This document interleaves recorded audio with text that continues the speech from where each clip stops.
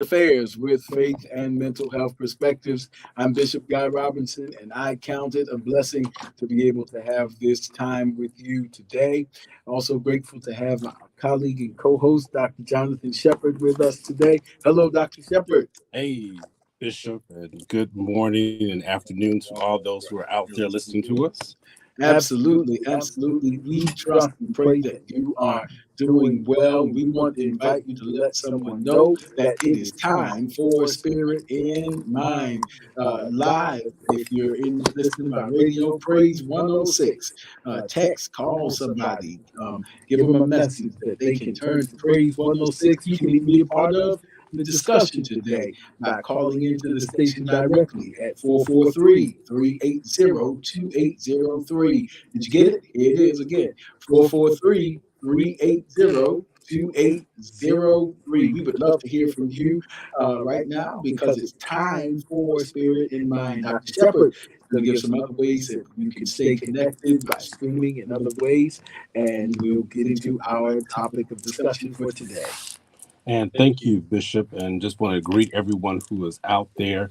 Just want to say thank you all for continuing your support for Spirit in Mind. Bishop, it's almost happening every week now where someone's coming up to me saying, I've been listening to you all on the radio, enjoying the session. I had the privilege of attending an event, a concert even this past week, and while there, persons were telling us we live the Spirit in Mind, and so I am so encouraged by the fact that people are listening to us on Saturdays. And we want you to know that we're taking special care to make sure that you are well informed and that you leave encouraged and that we are providing the best material that we can that will increase your faith and also improve your mental well-being. You can reach out to us. Bishop C. Guy Robinson is the pastor and he is a professor at Morgan State University. He's not the pastor of Morgan State, but he is a pastor and a professor. I can say it like that. I don't know. There's too many people over there at Morgan State who are pastors. But he is the pastor of the Tabernacle of the Lord Church, and that is 2100 West Baltimore on the west side of 2100 West Baltimore Street. That is on the west side of Baltimore City. But he is also a professor over at Morgan State, HBCU. Some great things are occurring over there. He's also author of book, Critical Collaboration, and just a noted student and a professor who is well versed in theology and in mental health. And so you want to go and follow him on his Facebook pages, on his Instagram, YouTube, CGR Ministries. And I'll put that for those who are watching us on live stream. Then you can go to my Facebook page, my social media pages, Twitter, Instagram, or you can go to my website. I continue to work hard on evolving my website, drjonathanshepard.com. If you're in need of any direct care services, we'll gladly be able to help you. Direct care services in Maryland and in the District of Columbia, and we'll make sure that we can help you. And I'm also going to be emphasizing as we move forward my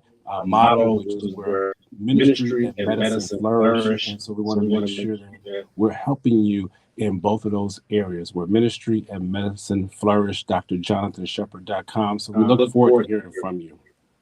Absolutely. And again, it's all about the power of connection. We're grateful for every opportunity and every vehicle we have to be connected, as a Spirit in Mind team today. So listen, we want to talk about a discussion that we've been discussing for a couple of weeks now, but it really is relevant and really is I guess timeless for as long as we are experiencing this existence. We've been talking about dealing with transitions.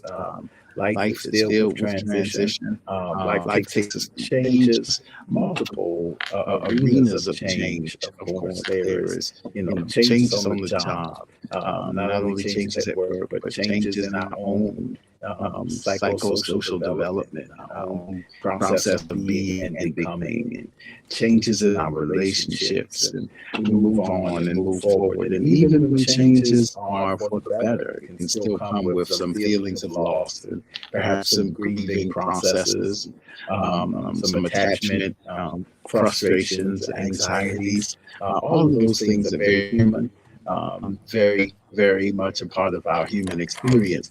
And so we want you to join in on this as we're talking about coping, ways to deal and coping healthy ways with the inevitability of transitions and changes in life. Dr. Shepard's going to give us comment up, but that's our subject of the discussion today. And we want to invite you, anybody, any friends, in addition to yourself. If you know anybody who's going through some changes in life, just some major life-altering experiences, or even on whatever level, because change happens on a continuum, but whatever level of change you're doing, they're trying to cope and deal and move forward in a healthy way. Tell them it's time for spirit and mind, as Dr. Shepard leads us further. Absolutely, and thank you, Bishop. And we're actually on part 10 of this series, just to show you how timeless this is that we actually have 10 different parts, and we still have way more material to cover, because transitions are something that everyone must face. Everyone must go through them. And we've been talking about various traps of transition. We've been talking about the different things that are required as you go through transition. The last few weeks, we've been talking about how we must change our people, our circle of people, that as we go through the change, that those people will shift and change. I'm thinking about this, of how when we look at our relationships, that's the word I was looking for, relationships, and how relationships are our currency for our destiny. I believe that's the quote that you gave last week. That's what I was searching for. And how as we move through our transitions, that our relationships will shift and really help in directing the way in which our paths will go. I've been really this week been challenged as and really some questions for you as we get started here. Is it possible to stay in a transition too long? That's what I've been wrestling with this week, to be honest with you. Is it possible to stay in a transitional state too long, or is it possible to come out of a transition too quickly? Those are things that I ponder. Yes, we come here to provide some answers, but we're real with you. There's answers, there's questions that we have ourselves, because even as we share in this series, many times we're working out and walking out things as we share them with you. And I've been really struggling there, saying, Shepard, is there a time where you can stay in a transitional state too long? Or is there a possibility where you come out of the transition too quickly? And I'll just say this piece, Bishop, before I hand it over to you regarding some questions. Those two questions. I look at the transitions where we move and elevate from one stage to another stage. And I know a lot of people, they struggle when it's time to move forward and you have to start over again. So if you complete a program, say you get your degree in a particular school, you now have to start over if you're going to enter into another program. They just don't start you out at the end because you just got your bachelor's degree or your associate's degree or your PhD. You got to go back and begin all over again. And so you have to start back at step one again. And for a lot of people, that's hard to do. When you're transitioning, recognize that you're moving forward. And it's like, well, maybe I don't want to move forward. Maybe I don't want to go. Now, I'm not trying to add another question in there, Bishop, but these are the things that I've been really wrestling with, because I see where so many people, they don't like to go through transition because they know they're going to have to start over again back at step one. And so I'll leave it right there. There's some things that I'll share after Bishop states that I've kind of come to a conclusion with, but I want to start right there in our discussion today. Absolutely. Absolutely. I'm on several levels. That's a powerful question, and I think we're working through this together as we talk through it, and even as we share. I want to echo Paul and say, I count not myself to have apprehended. I'm trying to apprehend. I've already been apprehended. Yes, I would think that there are certain transitions have seasons there. The scriptures are clear. In Ecclesiastes, that to everything there is a time, there's a season, and even transitions have a set time. There's a set time of favor. There's a set time here and there. And I see that. Mindful of several. There's times in did the wilderness experience really require 40 years to move from those zones? But there were times when they were doubtful, fearful, questioned their identity, and all those kind of things. And the very concept of arrested development suggests that we can stay in the stage too long, which would include the stage of transition. And there are reasons for that. Sometimes maybe it's because of that's the other trajectory is the Ericksonian stages of psychosocial development. So you can get stuck like identity versus confusion, and so either one of those can. The latter can cause us to kind of skip some steps, stay in the stage too long. So there are reasons why you just said it, because with promotion comes a new cycle and a new season. So we start over again at one, but on another level. That school example was powerful. You leave middle school and then you're in high school. So you really got promoted, but in high school they're calling you a freshman. So all things are new. And so too does our walk in faith. I'm trusting God at another level.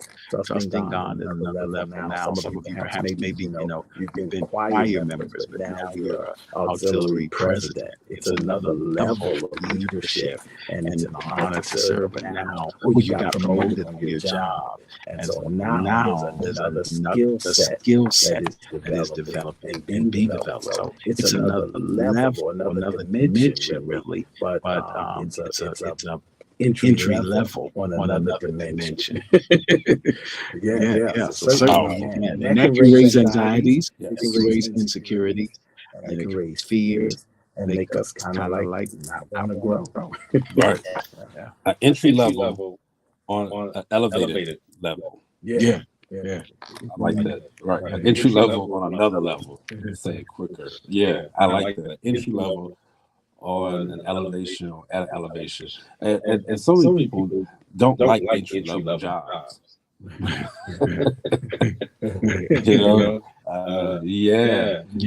Think about it mathematically.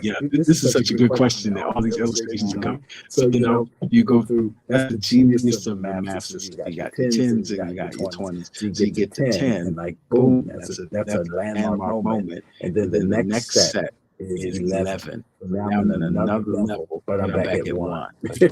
And then I'm at 20. And then boom, that's a major level. Then I cross the threshold, 21. So I'm in my 20s now. But I'm in my early 20s. Then to all the other people there's other people that are beyond me, above me, have more experience. And so every dimension of growth brings new levels and new insecurities, perhaps even new anxieties that are to be mastered. And I just wanted to share that with people today, because I know that is something that people wrestle with. And I want to make sure that you know that even if you're at an entry level place, but you're at an elevated position, I say that for myself. I've began a new job now, 12 weeks into it. And even though I have the skill set, even though I have the experience that allowed for me to obtain that job, I came at an entry level because I did not know the location, I didn't know the culture. I was saying the location, but I didn't know the how the that particular location operates. I said it like that. I know the culture, I know the people, and so I have to be able to get acquainted. I have to be able to dive in and be able to understand. I just can't come in with my baggage from my other places. And so that's one of the things that we're going to talk about even more so today is that many times we'll carry our baggage as we're transitioning and think that that baggage is what's going to allow for us to work now at that elevated level. Yeah, this is good, Shepard. Listen, I'm getting excited. So you're at someone. You're at a new level. You're in a new dimension of your destiny, but it's an early stage. Don't get discouraged because then it starts giving flashbacks to other moments when you were in early stages, and it can sometimes maybe deceive us with cognitive distortions or false narratives that we are growing. But no, you're on another level. Shepard just mentioned that in terms of his promotion. Somebody in ministry today, believe me, we've been there, preacher. I know it is to preach your initial sermon. And then you preach your initial sermon, and then you're with other associate ministers, but you're back at one.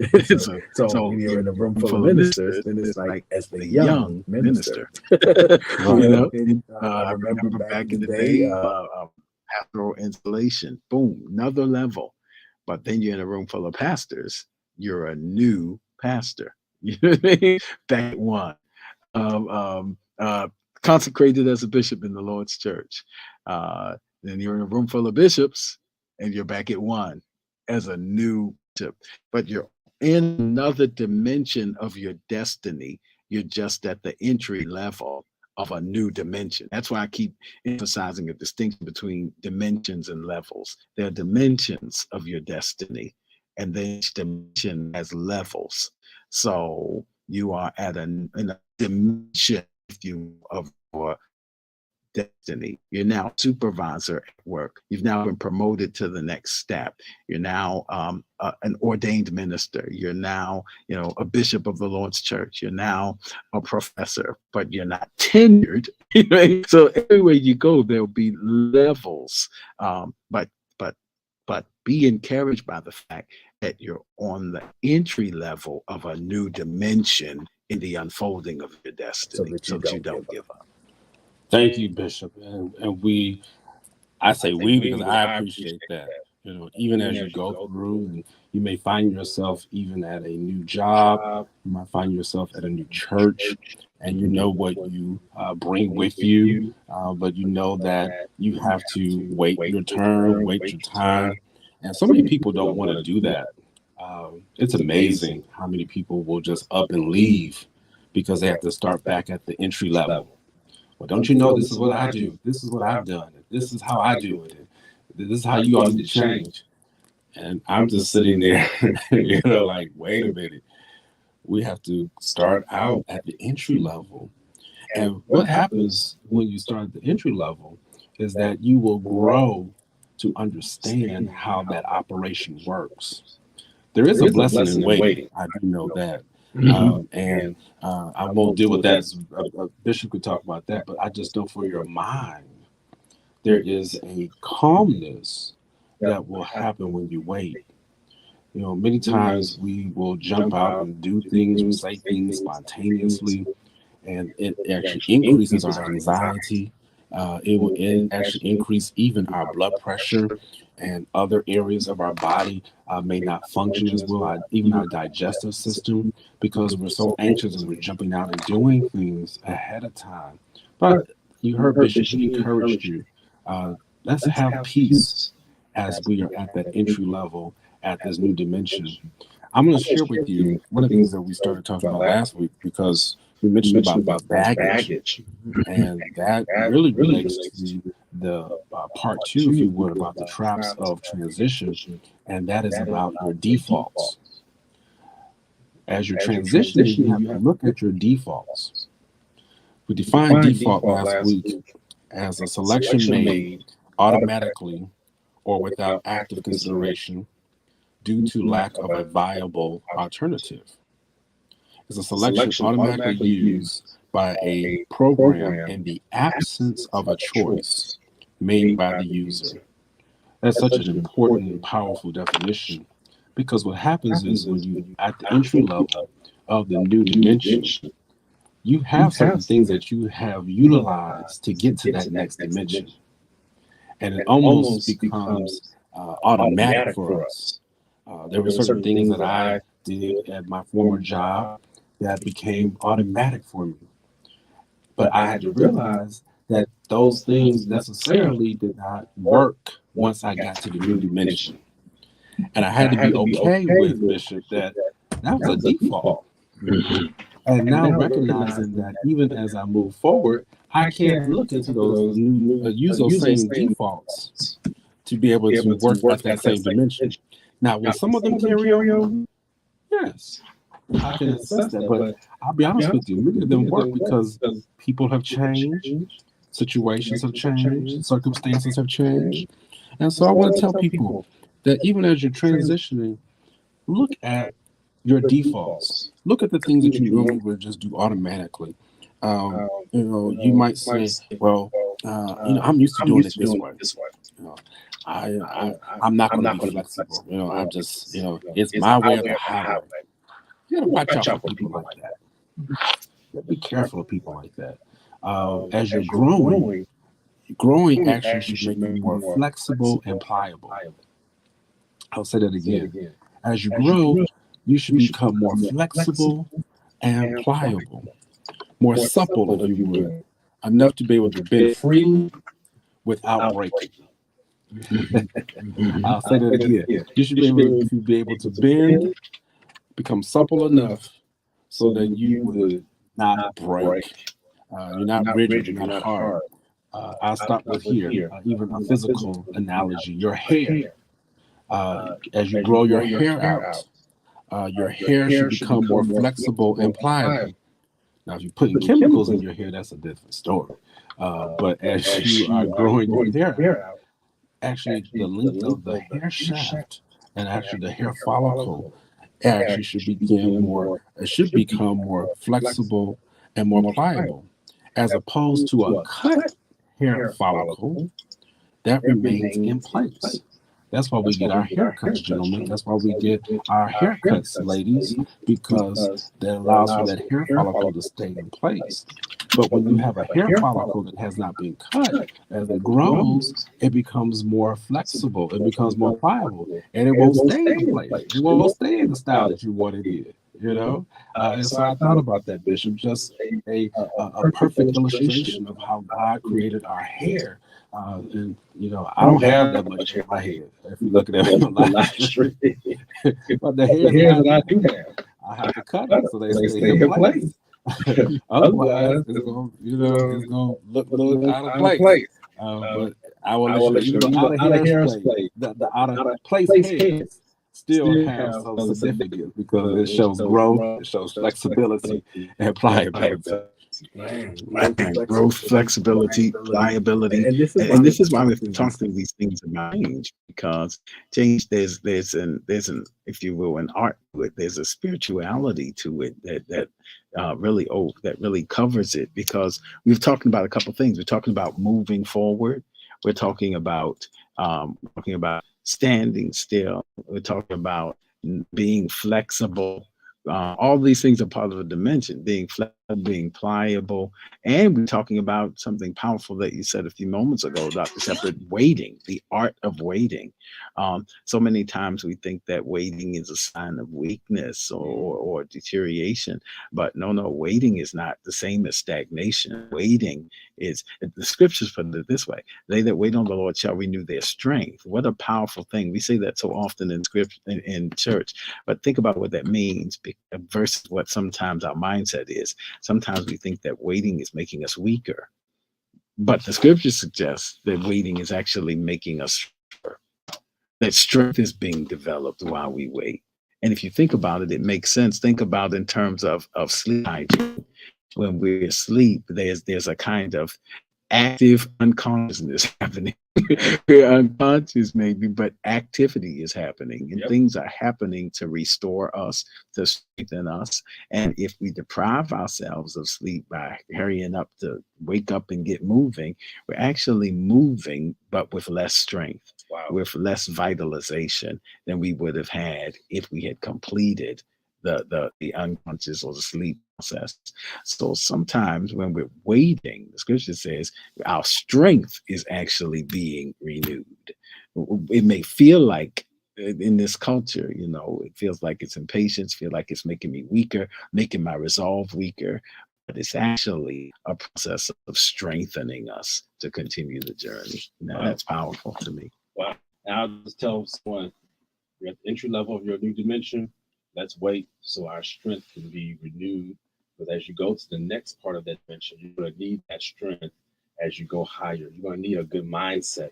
So, Bishop, I'm leaving alone at that. Yeah, we'll stop there. And maybe and then wait on the Lord, not on politics, not on expert opinions, but I'm waiting on the Lord. And if I wait on Him, my strength is being renewed. Listen, we hope this has helped somebody stay in the process. You're on a new level, entry level, but a whole new dimension.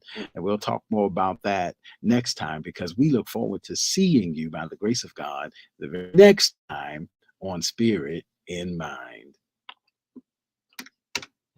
Don't